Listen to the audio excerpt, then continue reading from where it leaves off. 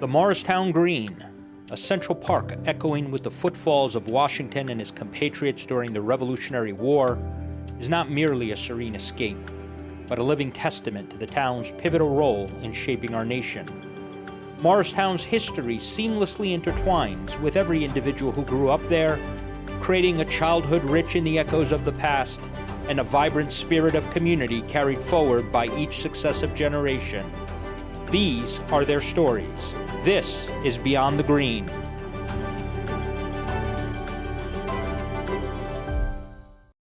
Hey, everybody, and welcome to another episode of Beyond the Green, where we talk about the people and places of Morristown. My name is Peter, Morristown High School, class of 1990. And I'm Satiri, or Terry, Morristown class of 1987. So before we go any further today, I just want to remind everybody that the Morristown class of 1984 will be holding its 40th reunion come Columbus Day weekend this year. So if you've never been to a reunion or you want to go back to another reunion and see some of your old friends, maybe you want to see some of your enemies and brag about where you are in life. Hey, who knows? But if you're interested in going, Steve Glynn and his cast of friends have decided to put together a slew of events this Columbus Day weekend. And if you're interested in going, you can go to www.reuniondb.com. That's reuniondb.com. If you look down in the description, there'll be a link there that you can click on and sign on. It's really quick, really easy. And if you have any questions regarding this, go onto Facebook. Join up the reunion page headed up by Steve and ask him all the questions that you may have. Now, moving on to our conversation of this episode. We will be sitting down with none other than class of 1984 alumnus, Luke Darnell. Luke is not only an actor, a musician, and stuntman, but he's also third generation Morristown resident. He has some great facts about his family. We drilled down a little bit into his career. And Luke is actually our first IMDb member who we have on the show, which we were really excited about. So, without further ado, folks, here's Luke. Luke Darnell, welcome to the show. Thank you, Peter. Terry, how you doing? Good to see you. Good to see you, Luke. We appreciate you taking the time to sit with us today. Well, thank you for having me on. Oh, man, it's our pleasure. I have to tell you, you're our first IMBD member. So, you know what? We bow to you. Thank you, Yeah. Those of you who may not know Luke is a Morristown High School graduate, class of 1984. And as you saw in our previous episode, the class of 1984 in October will be having their 40th reunion. Maybe Luke will be there. Maybe he won't. Maybe he'll bring his guitar and sing. Who knows? Stay tuned. But anyway, Luke, thanks. But let's start talking about early life, growing up in Morristown and what your life is now. So were you born in Morristown? No, I was actually born in the city. Okay. My parents were both actors. My dad was actually stage managing a Broadway show when I was born. And then my parents split when I was 3, moved into Morristown. We lived on Mount Campbell Avenue for a couple of years with my grandparents, and then moved into the house when I was 5, the house that I grew up on Western Ave. Awesome. Okay. So you're literally so were you close to the courthouse? Yeah. Or were you? Yeah, we were right on the block between, Miller Street, the hill that goes down to yeah, we were pretty much at the top of that street. A couple houses more toward the courthouse. Yeah. So then your elementary school, you went where? Alexander Hamilton. Yeah. Oh, you know what? One year at Hillcrest, because there was some kind of switch over, like ones that used to be K through 6, and then they went K through 3, and then 4 through 6 for another school. So I did 3rd grade at Hillcrest, and then went back to Alexander Hamilton for 4, 5, 6.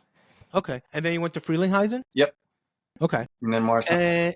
And then you ended up in Morristown. Did you play any sports there in Morristown? No, I dabbled in a couple of things and just didn't stick with them. I think I was on the swim team for about a week, and that getting up at Yeah. 5 in the morning in the wintertime, and going to school and getting in the pool wasn't working for me. And Yeah. yeah, I was just a little misfitty at that point in my life. Yeah. And I think growing up, because you went to Morristown between 80 and 84, graduating in 84. Yeah. Um, thinking back, was it a novelty that, Morristown High School has a pool. Yeah. Was it a novelty having a pool? It was pretty cool because if I remember correctly, it wasn't there when I started. No, it wasn't there. They were building it because I went my freshman year and maybe my sophomore year. We had half our classes over at Alexander Hamilton, Okay. or the annex they called it. Yeah. Yeah. And then, so at least freshman year, I know I did freshman year because I remember taking like, I don't know, a math class in what had been my 6th grade homeroom. And, yeah, I mean, like I said, I, a week or two, maybe 3 that I was actually on the swim team was all I ever did in that pool. So, Yeah. So just to catch people up, you're almost like a Renaissance man. You're multi-talented. You are an actor, you are a musician, you're a stuntman. yeah. Okay. Go ahead. Sorry, go ahead. No, all I was gonna say is, you play. Not only do you play, let me get this. You play acoustic guitar, electric guitar. You play the bass as well. Yeah, The upright mandolin. bass The mandolin. and You mandolin. play. You play the slide. The slide. Eh, So. a little tiny bit of slide guitar. Kind of bit, but still, and you play the drums. A little bit, yeah. Like Yeah, I but would never listen, be in a band with a drummer that wasn't way better than me. But yeah. but I can play drums, yeah. Listen, you're a Renaissance man, and when we first talked about you coming on, I went and I have to do my due diligence. Sure. And I found your IMBD, and I saw last year you were on an episode. You were playing an extra on an episode of FBI. It wasn't extra. I actually had a role. You had a line. You had a role, right? You had a couple of lines. It was small, but it was cool. Yeah, yeah. So I found the episode, and the episode is called. Let me see where I wrote it down. Money for Nothing. Okay, and if you so blink, I found it. What's that? If you blink, you'll miss me. I did miss you. I had to go back, and then I found you. Where did we find Luke? Luke was playing the extra in the strip club, and FBI came in there. You listen. I was like, when I recognized it was you, I'm like, oh, take a punch, Luke. Take a punch. Take him out. You know what's funny about that? They don't generally, like, stunt people will do that. Well, they would stunt double for a small role like that, but yeah, they try to avoid actors doing anything physical, even if they're capable. Yeah. So it was great because when I said, I'm like, there's Luke. So then I was sitting there with my wife, and she saw this, right? I'm like, hey, this is Luke. We're going to interview him. She goes, oh, I have a question for him. So this is from my wife. Okay. Her question is, so the one of the leads in there is Zeeko Zaki. Yeah. Right? Mm-hmm. Her question is Zeeko Zaki as tall as he seems on TV? He's very tall. Guy.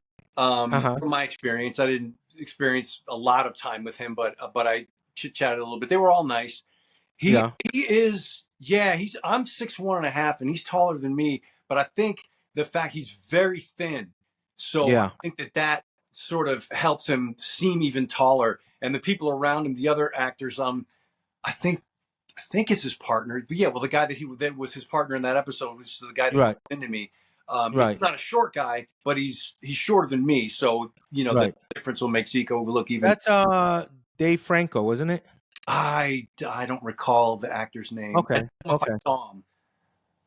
Yeah, but no, I listen. It was great to see. It was great seeing you on the screen. And I'm like, oh, this is great. So let's talk about how this happened. Like, did you perform in plays in high school? How were you?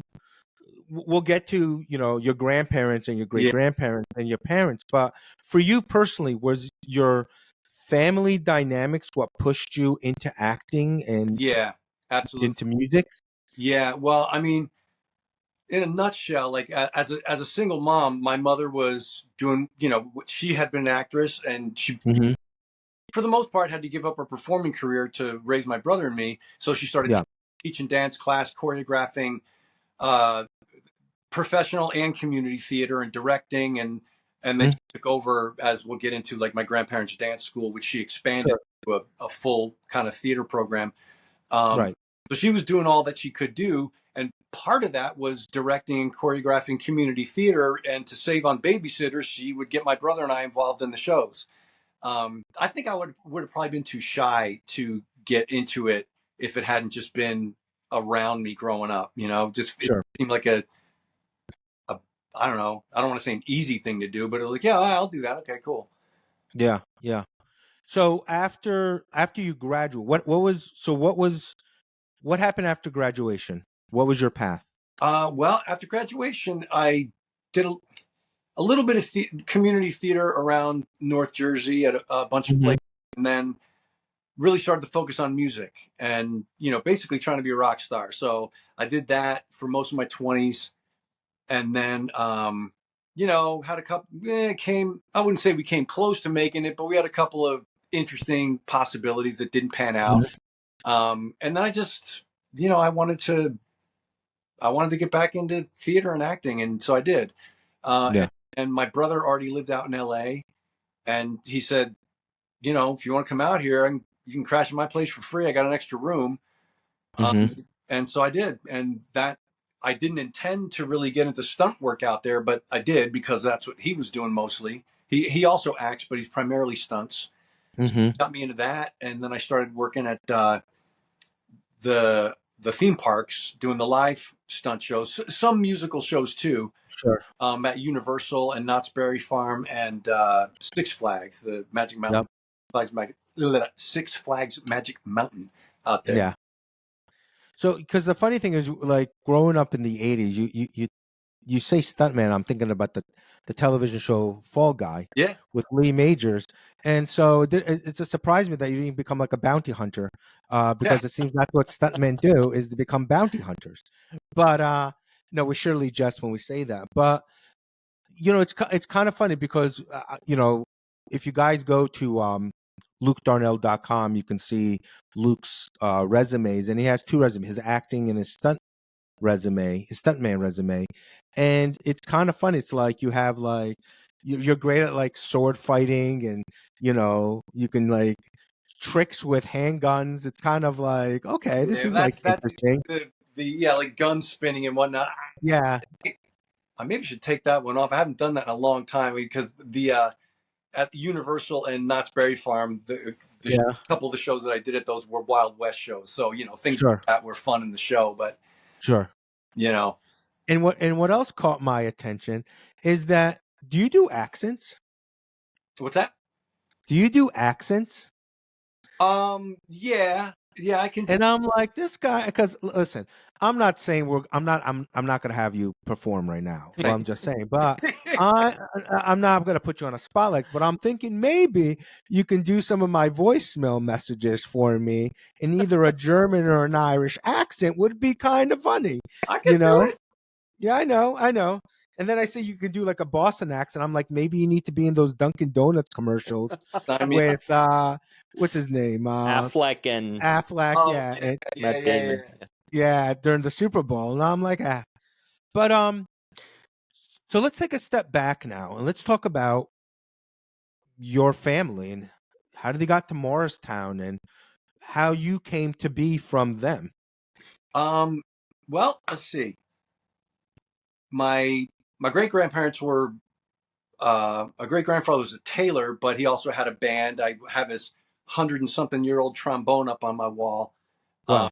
You have a picture of his band from upstate New York. They were in Syracuse. There's a ticket from like 19, I don't know if it's 14 or something like that. I forget.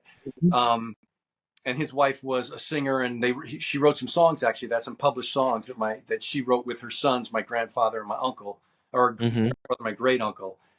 But my grandparents on my mother's side were both in vaudeville. Yeah. So my grandfather had an act with his brother and sister.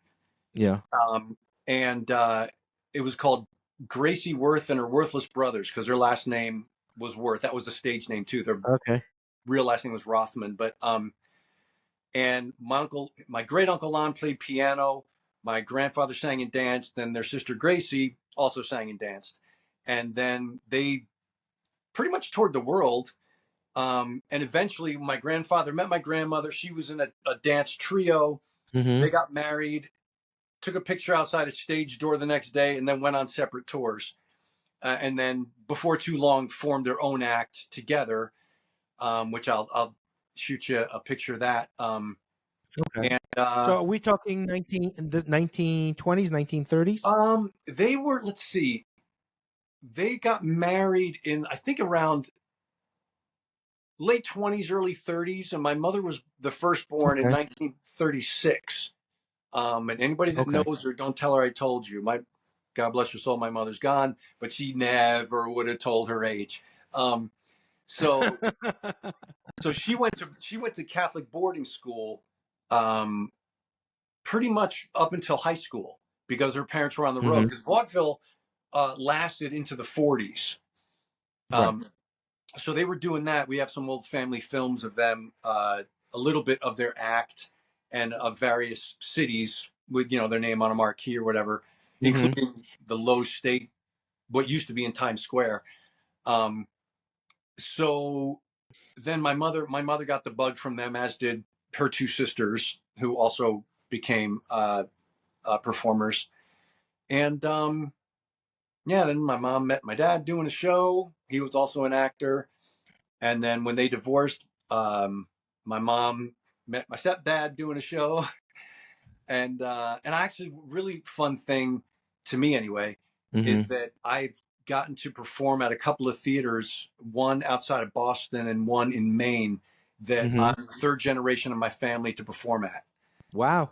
That my Wow. grandfather and either my father or mother or both performed at these theaters, and then me. Um, so That's that's cool. kind of cool. That's cool. It's Yeah, literally following in their footsteps when you do something like that. yeah. I'm kind of proud of that, And actually. so then were you self-taught with the music aspect of it? Uh, Largely, but I got my stepdad taught me a couple of chords. He knew a couple Okay. of chords, and he knew how to go, dun dun dun dun dun dun dun on the Yeah. guitar. I Yeah. did that every couple of days for about 2 years, and Mm-hmm. then when I was 15, I spent a summer in Northern California with my dad's family, and Mm-hmm. my uncle Russell um, taught me all the basics, like your basic pentatonic blues scale and how to Mm-hmm. play bar chords, which are movable chords. You can have the same hand position, but move it up and down the neck for different chords, and the Yeah. basic open chords, and taught me a few more songs. And I was off and running from there. So my uncle Russell gets the lion's share of the credit for getting me kickstarted into playing. Yeah. That's great. So going back to your time in high school then, were you part of the school band at all? No, like I said, I was a little bit of a misfit in high school. Yeah. I did do a lot of theater because my mother was teaching it, so I Yeah. did a lot of stuff with her. I only did one school musical my sophomore year called Okay. Redhead. Okay. I had a great time, but it was my mother just kind of felt like I should be in classes more than Mm-hmm. that. If I wanted to get into it seriously, and I didn't know if I did, but I figured, okay. Sure. And so I did a lot of, like I said, a lot of stuff with her and some other community theater stuff. And then, yeah, I got away from it in my 20s and back to it toward the end of my 20s. I got back to it in earnest, and I've been Yeah. doing it ever since. So when you think back about, you're looking late 80s after you graduate high school and we move into the 90s, and now you look at today and you look at social media, and you have social media I don't want to use making people famous for no talent. Do you find that not only do you find that frustrating in a way, or do you just take it for what it is?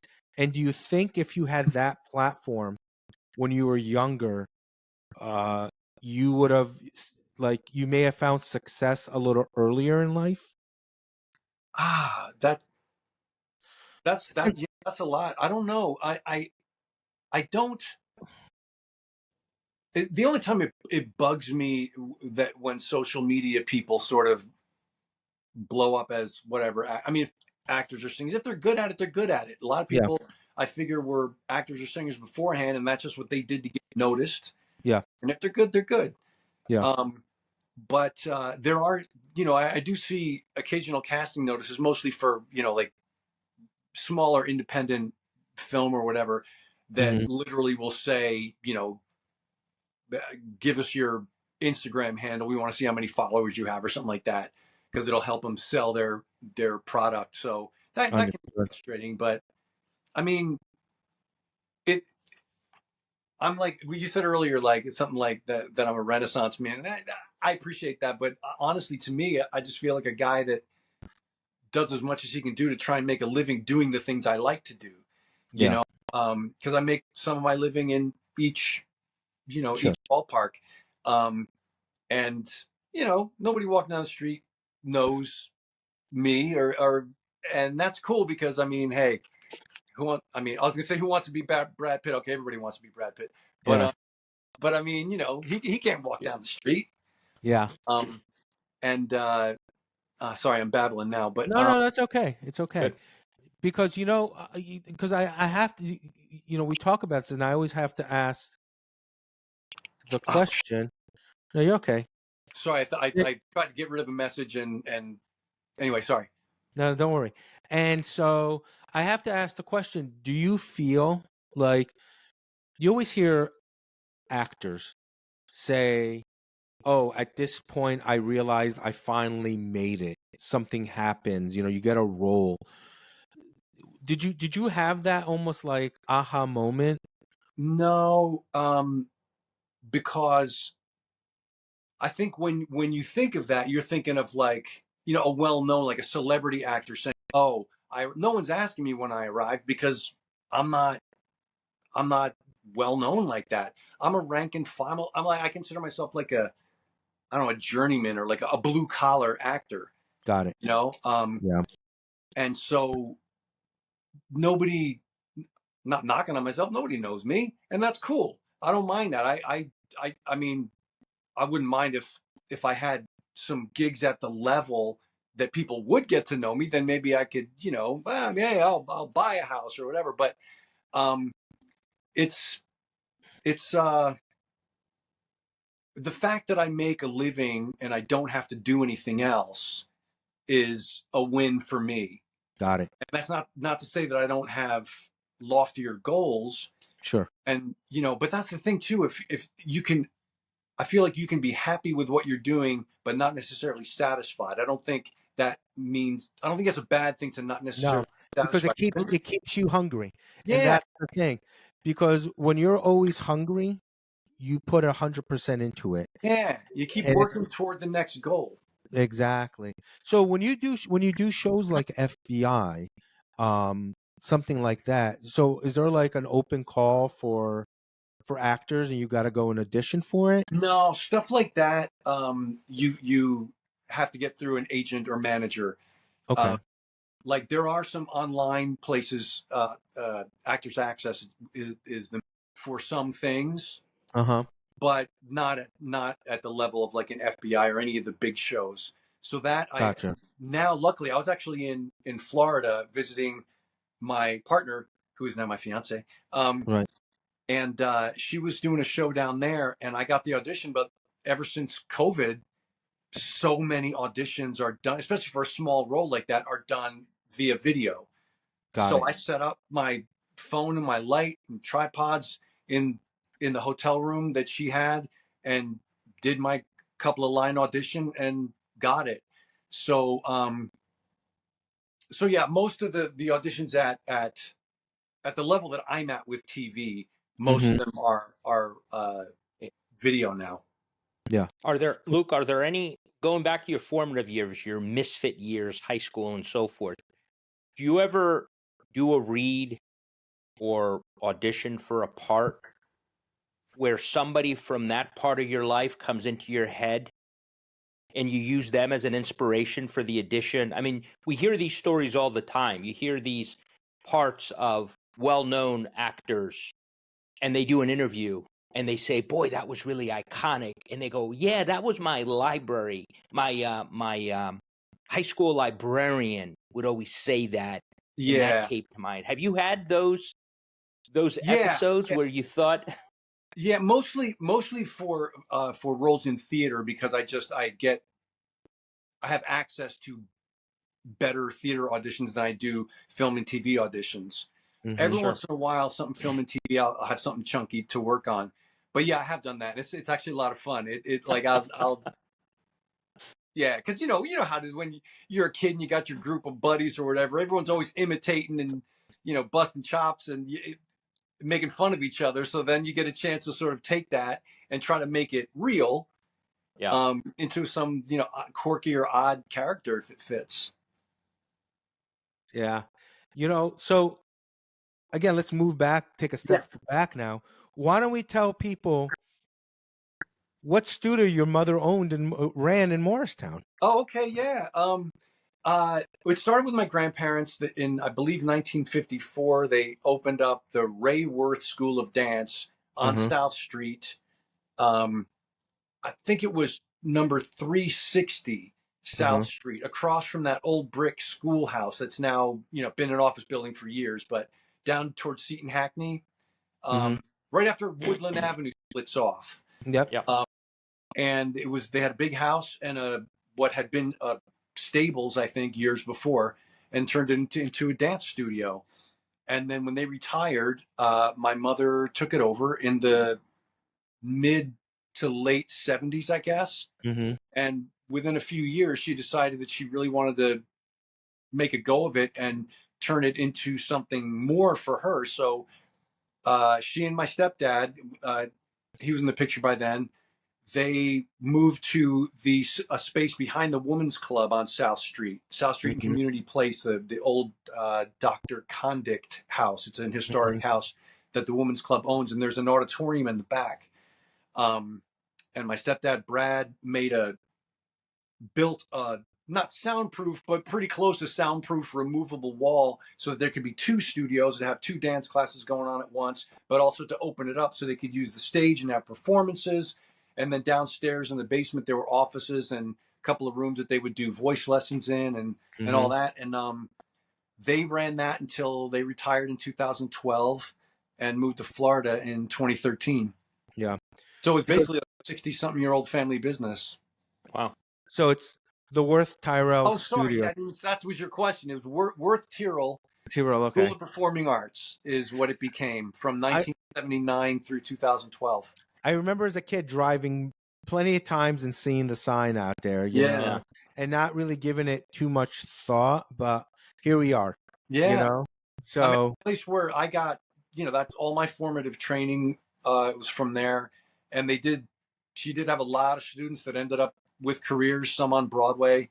wow, And for a lot of people, one of the selling points for her, she goes, really, I'm not here to try and turn somebody into a professional performer necessarily, but to just, help people maybe come out of their shell. So you would have adults come in and say, oh gosh, I have to do presentations at work and I freeze up and in a room full of people and I have to talk, yeah, and stuff like, or just the poise of yeah, a dance class, a yeah, dance with good posture and movement yeah. and stuff like that. That's So kind of funny because you go in like that, like you're saying, like here's a corporate guy goes in, I have to give this presentation, and he goes in to kind of build up his his ego a little bit, and then he leaves doing the merengue, yeah, there was one guy I remember who was older than us. I was a teenager. He was 30-ish or something like that.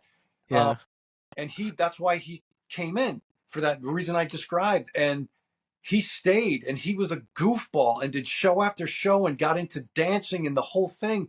And it was just crazy to imagine this guy in a suit and tie in a boardroom going, okay, gentlemen and ladies, here we're going to talk about, being all serious and doing some presentation. But that's what he did. yeah. have you That's awesome, Yeah. have you run into anybody else either from your class or somebody else from the high school that you recognize either in any of the Broadway or the regular acting gigs that you've gotten that kind of pursued that went A down little along the same bit. path? Yeah, a little bit. On the music side, I don't know if you guys know a guy named John Skibick. Okay, who's that? I think he's graduated 85 or 86, and he's a Okay, professional guitar player. I believe he still lives in Morristown, but he's played. I mean, he's played with so many bands. He's been a studio guitar player. Um, Played with I can't believe I can't think of the names of the bands right now, but he's been on like the Letterman show playing for people. Um, and I actually, when I was living in LA, hadn't seen him in years, and hmm playing some club gig with a band that I was with, and there he was, playing on the same bill. And he's still out there doing it. I I don't know that I've direct. Oh well, you know what? Oh no, she's not from Morristown. A gal named Jessica Lee Golden. She's much younger than we are. And she was a prized pupil of my mom's, who's done probably, I don't know, 4 or 5 Broadway shows now. okay, Um, and I would run into her in town every once in a while. She was very close with my mom, and some other students that I didn't know well, but I think we mentioned. I think we talked on the phone. Jill Abramovitz. I'm pretty sure, if I'm remembering names correctly, that she's done half a dozen Broadway shows, and she was a student of my mom's. yeah. Um, and a gal named Laura Dreyfus. Mm. Um, I think I think she studied with my mom for not too long, just a couple of years maybe. But she's been in a couple of Broadway shows too. So, um, and then some, like I said, people from all over Morris County or around the area, but not Morristown people that had, to one degree or another, had careers. Maybe Yeah, got out of it after a while, or yeah, yeah. That's great. That's great. So let me go. Let me progress into our 5 simple questions oh okay, right now. Uh, oh wait, before we do this, hold on. We talked about this right before we went on.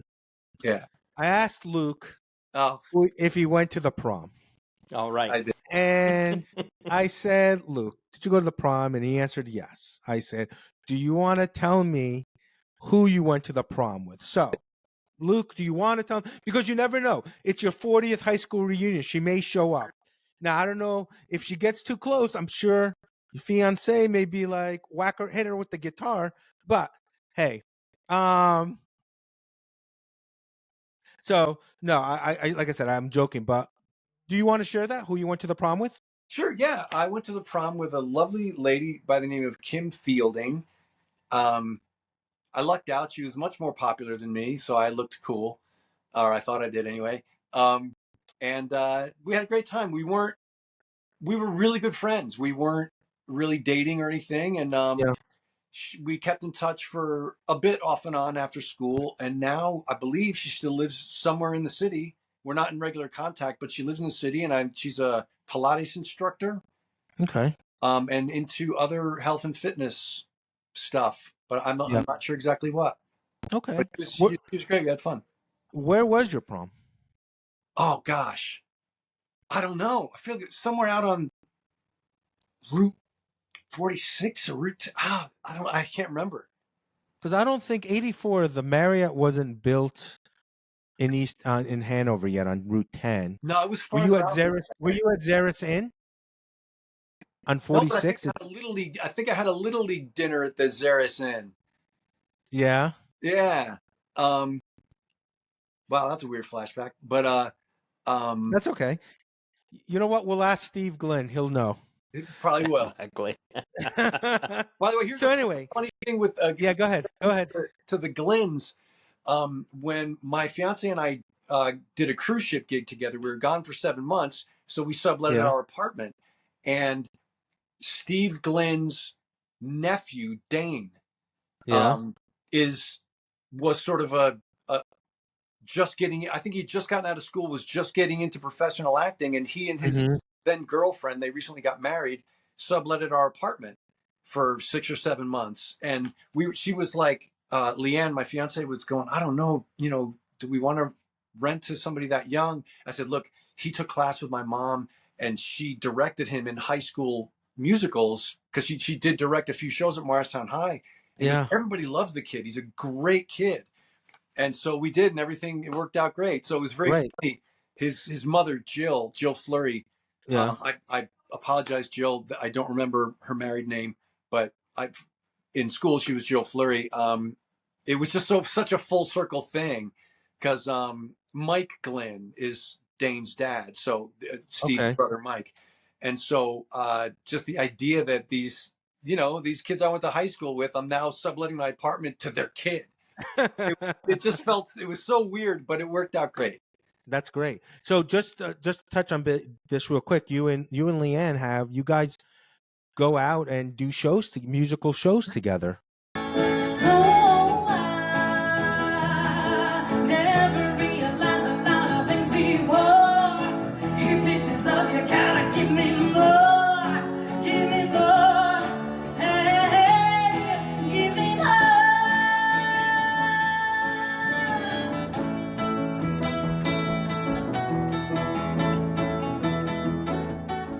Yeah, we mostly,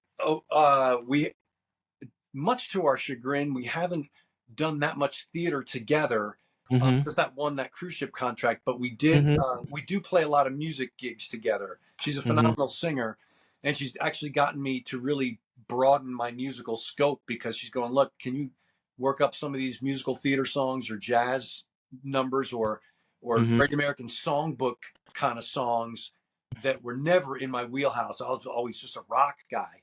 Yeah. So it really, it's been challenging, but really good for my, my musical, Aptitude.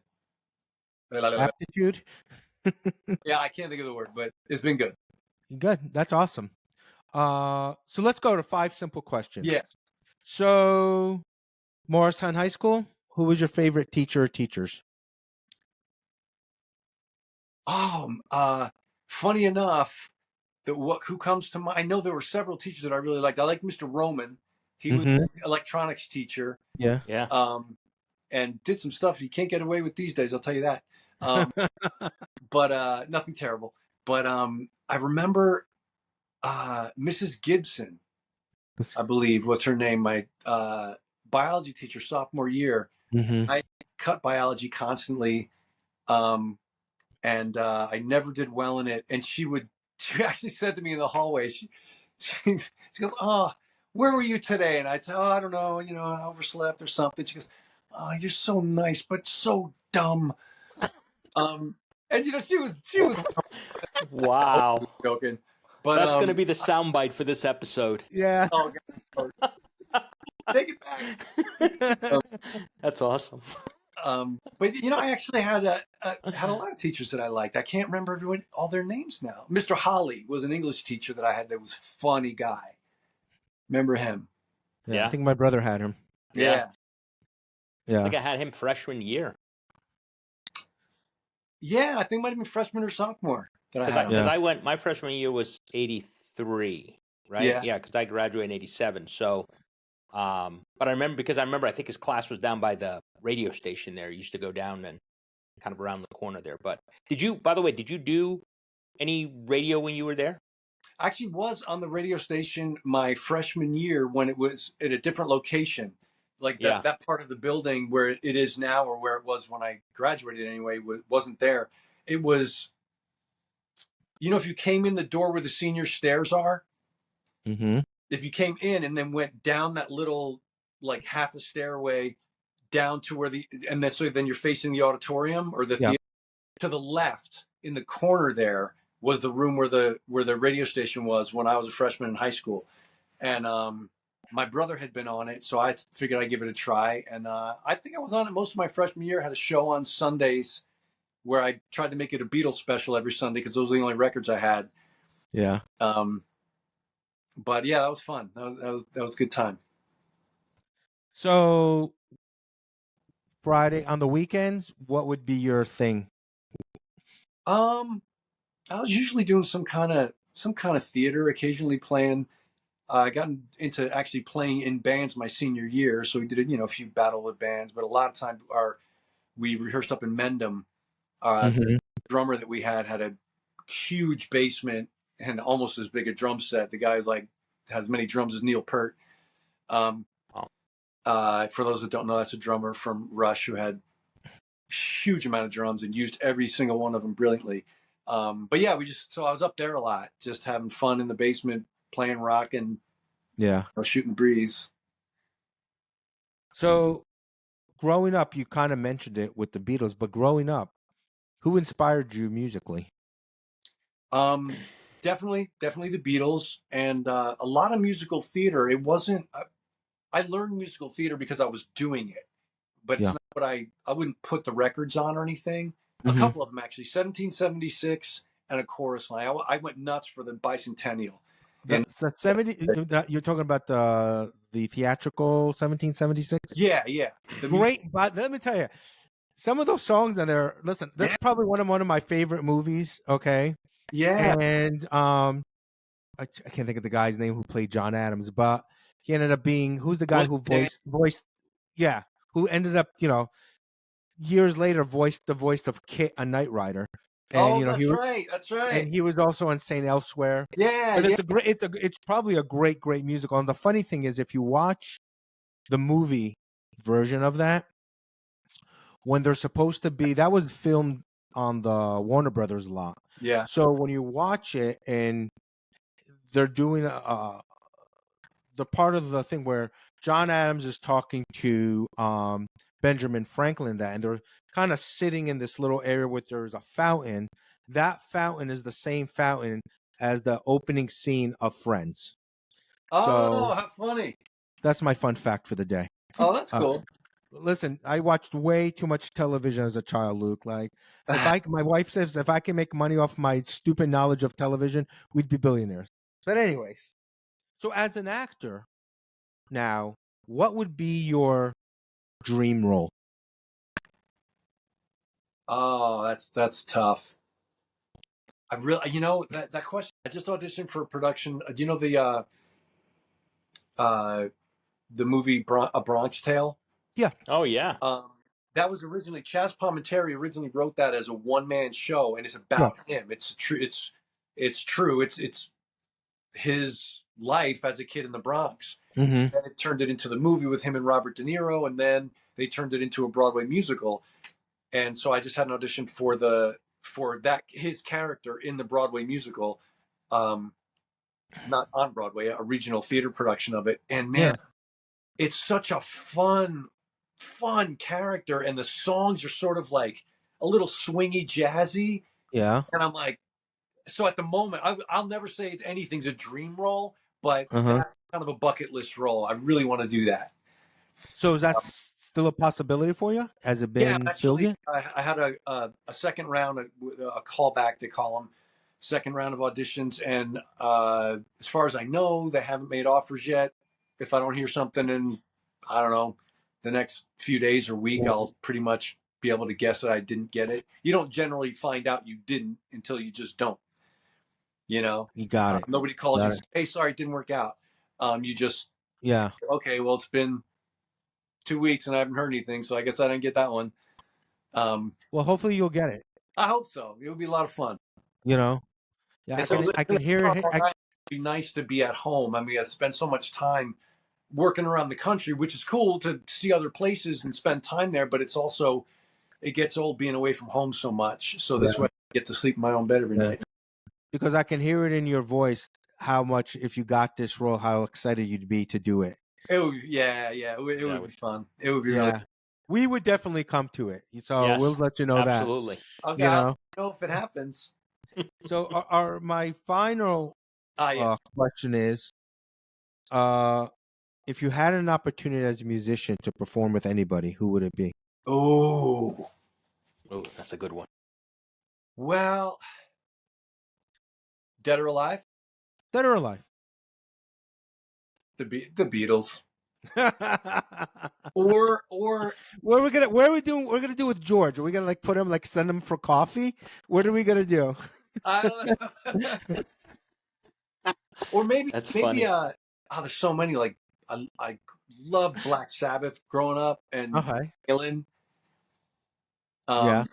David Lee Roth era Van Halen. Not that I think I'd want to work with David Lee Roth, but I sure love those records. Yeah. When you growing up, you hear a thing about like because Black Sabbath was Ozzy, right? Yeah. So you would hear stories about Ozzy and the biting the heads off of bats.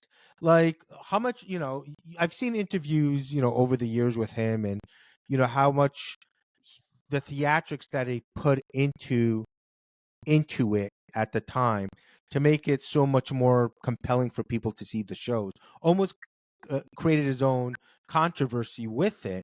Yeah. And it's funny now, like how he comes out and says, well, it wasn't necessarily like I was, biting off the heads off of bats, but, a lot of times I was so high that who knows, and something like that. But think about when you grew up, like, oh my God, like this guy, you're like, it wasn't like today where someone's going to go and fact check you. You're like, holy Right. crap, this guy's going around.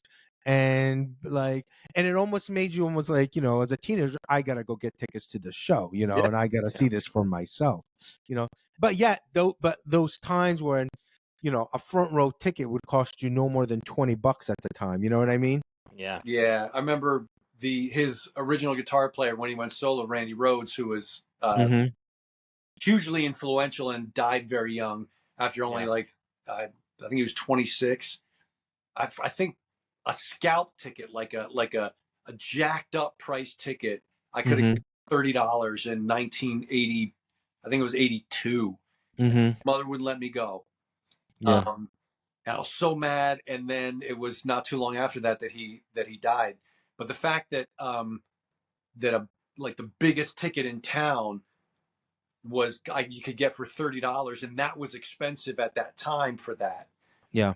Now I don't even know. I can't concerts. I don't know, hundreds, right? Yeah. Yeah. Well, you got to use your life savings to go see Taylor Swift. Yeah. And, but you know what? Here's the thing. I'm Good. not a fan, so I won't be spending that money. No, no. But, in retrospect, good for her. You know what Yeah. I mean?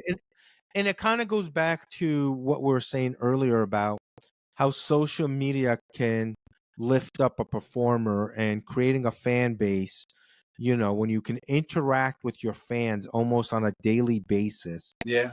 And, you have, I don't want to call it a cult, but a very strong following. Well, some of her fans will kill you if you try to say something negative about her, That's you crazy. know. It's crazy. So, but yeah. Have you? Well, listen. Go ahead. What were you gonna say? I was just Oh, going to no, say, no. out of curiosity, Luke, Oh. have you seen any shows at what used to be the community theater at the Mayo Performing Arts Center? Yeah. I saw. There was a tour of South Pacific. My aunt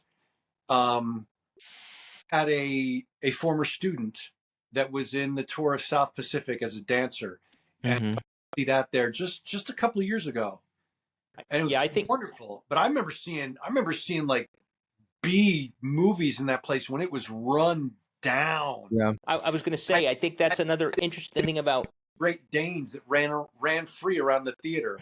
Yeah, exactly. I think that I mentioned that because I think that's another interesting thing from our past. Yeah. I remember seeing, it was a single.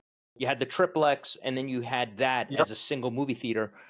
And then they started, it kind of fell on tough times. They found people to help kind of bring it back. And through the years, the performers that you normally would have to go to a city like New York or others that would come there. And I remember somebody told me one time, or maybe I read it, that the original construction of it, musicians love to play there. I assume this is still the case, because the way it was originally architected, it was, and this isn't my quote, somebody said it was acoustically perfect.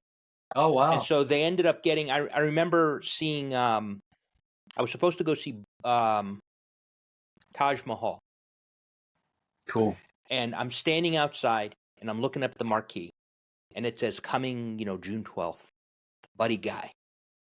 And I'm a huge blues jazz fan. So I'm like, Buddy Guy in Morristown. That's awesome. I'm like, I'm going to have to come and see that.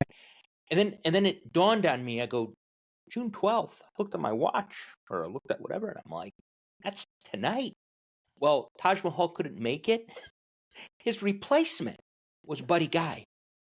And it was, I don't remember how old he was at that time. I mean, he's still performing, but it was an unbelievable show. And my point is tying it back to kind of this thing, if you watch some of the shows, some of the conversations my brother and I have had, growing up in Morristown was almost like a bubble, because until we got older or moved away, and obviously things have changed, you realize how fortunate we are. And to me, that's an example of having that type of a venue. Yeah. Now, of course, it's very expensive, like everything else, depending on the show.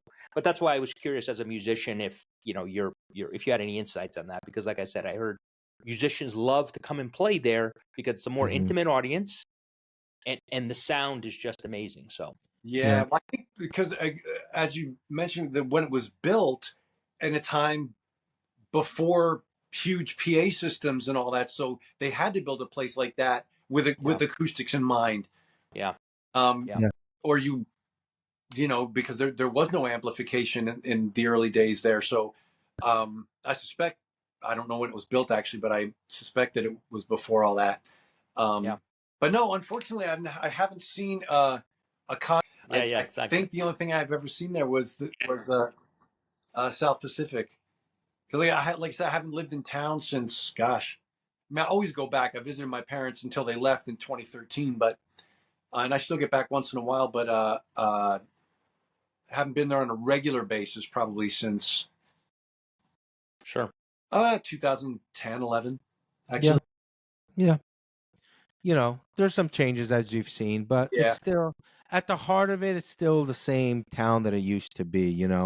Yeah, like some of the Morristown pages, and everyone's lamenting the changes, and I get it. Yeah, but it's still a great town, and I think for me anyway, I feel like, okay, was that such a bad change, or was it just because it's a piece of my childhood that's gone? Yeah, right. What are you gonna do? Yeah. The funny thing is, just real quick about the community theater. I was in 7th grade at Frelinghuysen. It was your senior year in high school, and I don't remember. It was late '83, early '84. That Bruce Springsteen did a surprise concert at the community theater on a weekend as a warm up for the Born in the USA tour. Wow. And I remember at the time, we talked about it in another interview we did with I don't know who you had, what section you were in at Frelinghuysen. They had 7-1, 7-2, 7-3, but there was an English teacher there by the name of Mrs. Reel. This short little blonde-haired woman, and she came in over the weekend, and she was like, I had a wonderful weekend. I went to the community theater, and it was supposed to be like almost like another band that showed up, but just as a guys. And Bruce Springsteen did like a full set. And she was giddy as a schoolgirl. That's funny. That she saw Bruce Springsteen, and it wasn't like it was a sold out house. It was maybe like 200 people there. Great. And she got to see him as for this warm up. So it's kind of like, that's kind of neat, Yeah. I feel like I remember a story about Southside Johnny and the Asbury Jukes playing there, and Springsteen showing up and playing with them or before them or something like that.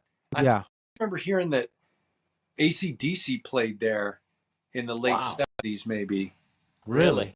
Yeah, I just remember hearing that. I don't know if I think it was before I knew who AC/DC was. I really we need to get a community theater empath historian, on the show, because I think the shows that have played there or the surprises, probably pretty neat. Yeah, and I actually wonder. I don't know if it was ever a live, not ever because it is now, but did it start off as a vaudeville theater, or was it always a movie house, or both? I don't know.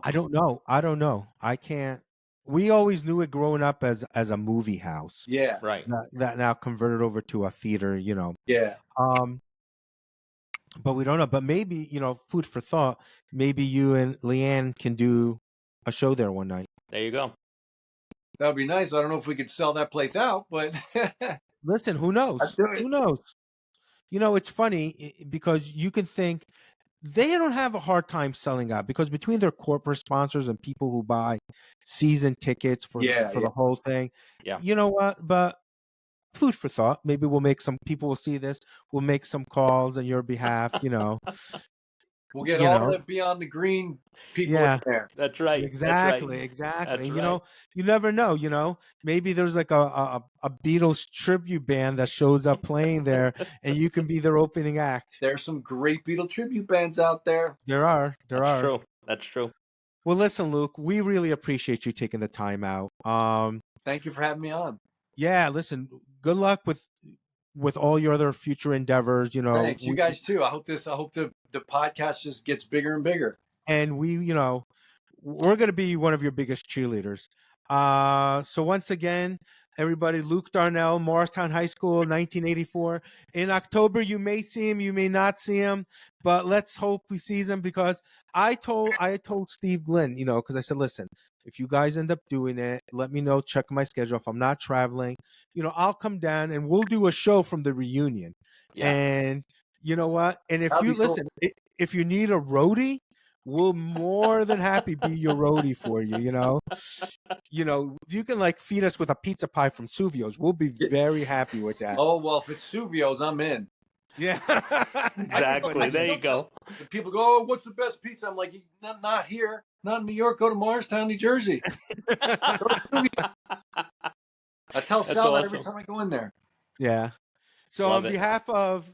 behalf of Luke, my brother Satiri, and I'm Peter.